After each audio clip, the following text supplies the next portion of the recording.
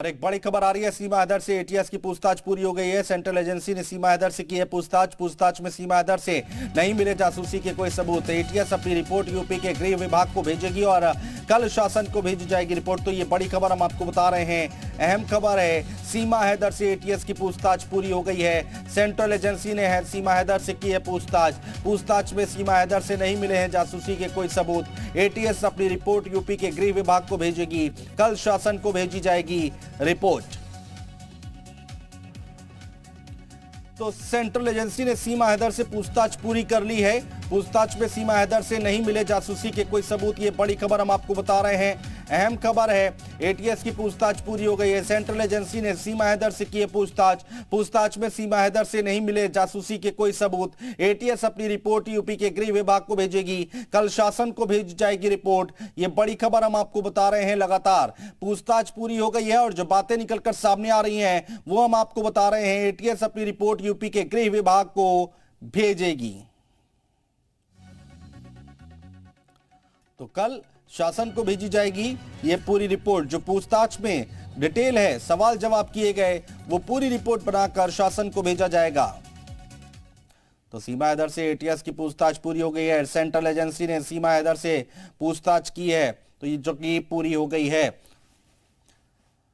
और हमारे associate editor Ajit Singh हमारे साथ जुड़ चुके हैं ज्यादा बातचीत करने के लिए। अजीत, पूछताछ पूरी हो गई है, अब आगे की प्रक्रिया क्या होगी और बातचीत क्या निकल कर आई है इसमें?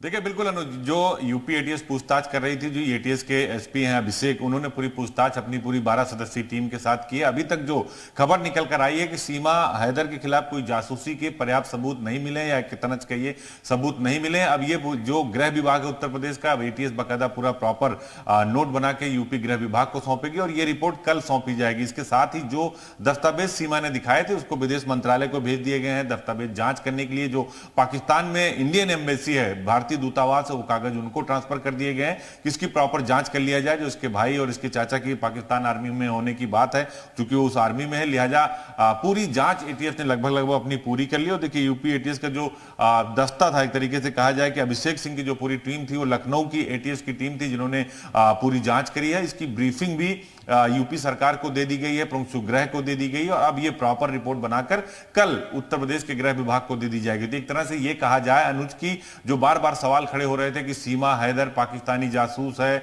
वो कैसे पाकिस्तान से दुबई गई, दुबई से नेपाल आई, नेपाल से किन किन रास्तों से आई, तो वो सब जो जांच की प्रक्रिया है वो जांच तो चलती रहेगी। लेकिन जो फौरी पूछताछ है सीमा हैदर की, उसमें इस बात के मतलब सीधे तौर पर अब ये कहा जाए कि वो पाकिस्तानी जासूस नहीं है, सिर्फ वो अपने प्यार में हिंदुस्तान आई थी, गलत नहीं होगा। लेकिन अब यूपी एटीएस पूरे इस मामले की जो जांच प्रक्रिया, जांच को रोकी नहीं जाएगी। अनुज, एक अपडेट ये भी है कि जांच चलती रहेगी, क्योंकि इस पूरे मामले में एफआईआर भी दर्ज की गई है, उसमें उनको बेल मिली है, तो जमानत पर बाहर रहेंगे। पुलिस लगातार उनको वॉच करेगी। लेकिन पाकिस्तानी जासूस होने की जो बात है उस पर कहीं ना कहीं एटीएस ने डिनाई कर दिया। अभी अपनी पूरी रिपोर्ट गृह विभाग को भेजेगी, तो ये देखना होगा कि उस रिपोर्ट में ये क्या। बिल्कुल अजीत, यहाँ पर दो बातें हैं। एक तो पाकिस्तानी जासूस की बात, जैसा कि आप बता रहे हैं कि वो किसी तरह से पूछताछ में कोई साबित होती दिखाई नहीं दे रही है। दूसरा मामला अजीत यहाँ पर यह है कि इलीगल तरीके से भारत में एंट्री हुई है। वो जो मुकदमा लिखा गया है उस पर तो कार्रवाई होगी क्या आगे? देखिए, बिल्कुल उस मुकदमे में कार्रवाई भी होगी और जो धाराएं लगी थी उसमें सचिन मीणा और उनके पिता और सीमा हैदर तीनों की बेल भी हो गई थी। लेकिन चूंकि अवैध तरीके से पाकिस्तान से नेपाल आई, नेपाल से भारत आई, भारत और नेपाल के बीच संधि है, नेपाल में रहने वाला व्यक्ति तो बगैर वीजा के भारत में आ सकता है, लेकिन पाकिस्तान का व्यक्ति नहीं आ सकता। तो वो केस सीमा हैदर के ऊपर बनेगा। वो विवेचना का विषय है, जो जांच, जो विवेचक है वो जांच करेगा। उसमें धाराएं घटती भी हैं और धाराएं बढ़ाई भी जाती हैं, तो वो जांच जारी रहेगी। और जब भी कभी जरूरत पड़ेगी तो सीमा हैदर को पूछताछ के लिए आईओ बुलाएगा। इसके अलावा एटीएस भी पूछताछ करेगी। लेकिन अभी जो खबर है, जो उत्तर प्रदेश उत्तराखंड सबसे पहले दर्शकों को बता रहा है अनुज की, फिलहाल पाकिस्तानी जासूस होने के पर्याप्त सबूत नहीं मिले, लिहाजा अब एटीएस की जांच लगभग पूरी है। बहुत शुक्रिया तमाम जानकारी अपडेट हम तक पहुंचाने के लिए।